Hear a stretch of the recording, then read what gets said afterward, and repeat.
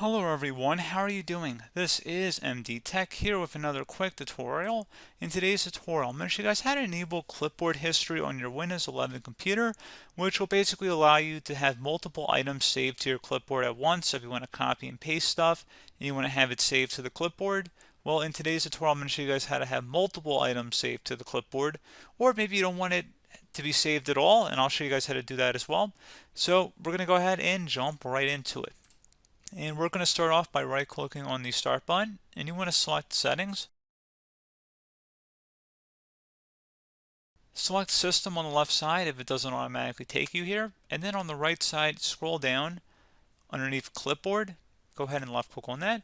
You can also search for it with the magnifier search icon in your taskbar. You're welcome to do that.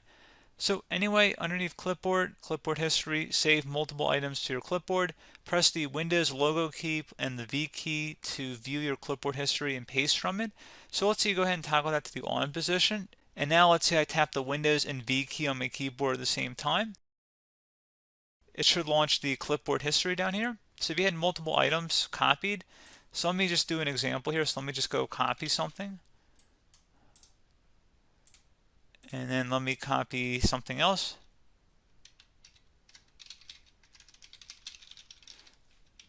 And let me just copy that. So now that we have our history, now that we have some history saved, we're going to go tap the Windows and the V key on our keyboard.